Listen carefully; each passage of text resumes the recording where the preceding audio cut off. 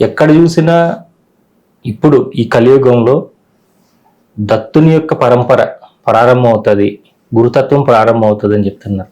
గురుస్థానాన్ని మనం ఏ విధంగా గుర్తించగలగాలి, గురుస్థానం ఎవరికి ఇవ్వాలి అనేది ఈ దత్తతత్వంలోని, ఈ దత్త సాంప్రదాయంలో మనకు ఎక్కడ తెలియజేయబడింది? తప్పకుండా. ముందుగా ఈ సత్సంగాన్ని ఏర్పాటు చేసి నాకు అవకాశం ఇచ్చినటువంటి శ్రీ సన్నిధి టీవీ మేనేజ్మెంట్ గారికి, ముఖ్యంగా సత్యం గారికి కృతజ్ఞత తెలియజేస్తూ వీక్షకులందరికీ కూడా దత్తాశీర్వాదాన్ని అందిస్తున్నాను. శ్రీపాద శ్రీవల్లభాఖ్య శ్రీ నృసింహ సరస్వతి సద్గురు స్వామి సమర్థాయ దత్తాత్రేయాయ మంగళం. అవధూత చింతన గురుదేవ దత్త, గురుదేవ దత్త, గురుదేవ దత్త. మీరు అన్నట్టుగా ఇప్పుడు దత్త యుగం మొదలైనట్లే. ఎందుకంటే సాధారణంగా ఈ ఆధ్యాత్మిక అంటే 60 తర్వాతే కానీ ఆ లోపు ఎవరు రారు. కానీ ఈ మధ్యకాలంలో నేను చూస్తున్నాను, అనేక ఆశ్రమాలు ఉపన్యాసాలు వెళ్తున్నప్పుడు పిల్లలు బాగా వస్తున్నారు. అంటే 30 సంవత్సరాలు. మొన్న ఈ మధ్య నేను ప్యారేమూల్ అవధూత ఆశ్రమానికి వెళ్ళాను. ఆ అవధూత వారి యొక్క జయంతి, దత్త జయంతి కూడా జరిగిందారు. గొప్ప విశేషం ఏమిటంటే 500 మంది వచ్చారు. సుమారు ఒక 200 మంది, ఒక 100 మంది ఆడపిల్లలు, ఒక 100 మంది మగపిల్లలు, అంతా కూడా 20-25 సంవత్సరాల లోపు వాళ్ళు. ఖచ్చితంగా ఒక చక్కటి సాంప్రదాయబద్ధమైన దుస్తులు, లంగా జాకెట్లు అయితే చీర జాకెట్లు ఒకే కలర్, అందరూ స్టాండర్డ్గా. అలాగే మగవాళ్ళందరూ కూడా తెల్లటి లుంగి కానీ ధోతి కానీ కండువా వేసుకుంటుంది. అప్పటికి వారం రోజుల నుంచి గురుచరిత్ర పారాయణ, శ్రీపాద లీలామృత పారాయణ చేస్తున్నారు. 200 మంది పిల్లలే ఉన్నారు. నాకు ప్రశ్నించిన వాళ్ళు వాళ్ళే.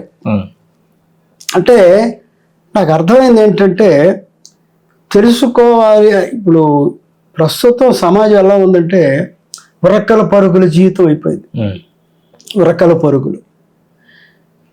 ఇంతసేపు పొద్దున్న 4 గంటలు నిద్రలేచిన దగ్గర నుంచి ఉద్యోగాలు, సాఫ్ట్వేర్ ఉద్యోగాలు, ఉరకలు పరుగులు, యాదరాత్రి రావడం, టెన్షన్లు, వీటి మీద ఏమవుతుంది, వీళ్ళు ఎక్కడో అక్కడ కాస్త స్వాంతన కోరుకుంటున్నారు పిల్లలు. మాత్రం అర్థమైంది. అది ఎక్కడ దొరుకుతుంది తెలియదు, ఎలా దొరుకుతుందో తెలియదు.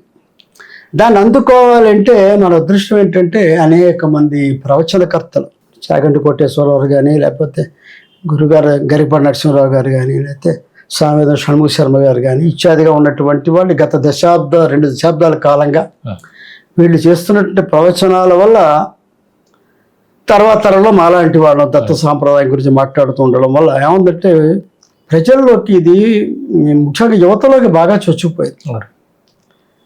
నాకు అనేక మంది ఫోన్ చేసి మాట్లాడుతుంటే ఎక్కువ ఈ పిల్లలే ఎక్కువ ఉంటారు. నేను డిగ్రీ చదివానండి, అది ఇది ఇలా ఉంది ఇలా ఉంది నా పరిస్థితి, నేను దత్తుని నమ్ముకున్నానండి, ఇన్నిసార్లు గురుచరి చదివానండి, ఇవన్నీ చెప్పుకుంటూ వస్తూ ఉంటాను.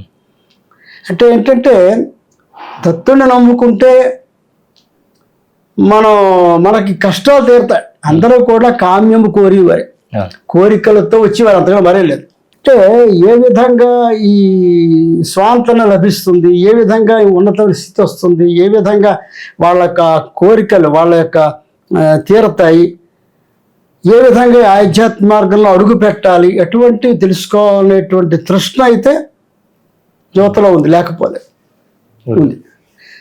వాళ్ళు సరైన గురువు ద్వారా మాత్రమే, ఎందుకంటే మనం టీవీలో అనేక మంది గురువులు చూస్తున్నాం, రకరకాలైన చిట్కాలు అది ఇది చేస్తూ, ఒకసారి సాయిబాబా అని, ఇంకోసారి శివుడు అని, ఇంకొకసారి ఇంకోటని, అలా రకరకాలుగా దేవుళ్ళను మార్చేస్తూ రకరకాల ఆశ్రమాలు పెడుతూ చాలామంది చూసాం. బోధ గురువులు 2 ఉంటారు. బోధ గురువులు ఉంటారు. వాళ్ళు ఏంటంటే కేవలము తమలో ఉన్నటువంటి జ్ఞానాన్ని పంచి మార్గంలో నడిపిస్తారు. బాధ గురువులు ఉంటారు. వాడికి ఏం తెలియకపోయినా తెలిసినట్టు నటిస్తారు. వాళ్ళు పాషండు అంటారు గురుగీతలు. కాబట్టి ఎవరిని ఎన్నుకోవాలని తెలుసుకోవాలి.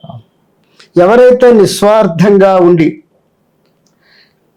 ఏదైనా ఒక సమస్య ఇచ్చినప్పుడు ఆ సమస్యను కూలంకషంగా అవగాహన చేసుకుని విని తద్వారా ఆయనకు తెలిసినటువంటి పరిష్కార మార్గాన్ని ఆధ్యాత్మిక తత్వంతో జోడించి చెప్పినట్లయితే సరైన గురువు అవుతారు. సందేహం లేదు. అందరూ ఉపాసకులు ఉంటారు, అందరూ కూడా చేసి, కానీ మంచి చేద్దాం అనే తప నుండి 10 మందికి మంచి మాట చెప్పే ప్రతివాడు గురువు. సందేహం లేదు. ఇంకోటి ఏంటంటే అసలు గురువు అంటేనే దత్తస్వరూపం. దత్తుడు కాకపోతే గురువు కాలేడు. దత్తాంశ దత్తస్వామి యొక్క అఖండమైన అనేక కోటాను కోట్ల కిరణాల్లో ఏదో ఒక కిరణంలో ఉండే ఒక చిన్న కాంతి పుంజం ఒక మిళుక్కు మనం పడితేనే గురువు అవుతాడు.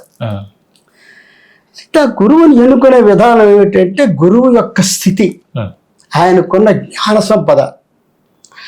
ఆయన అంతే మా మాయలు మంత్రాలు చేసేసి ఏదో విభూతులు అక్షంతులు సృష్టించి మనకు అక్కర్లే, వాటిలో ఉపయోగం లేదు.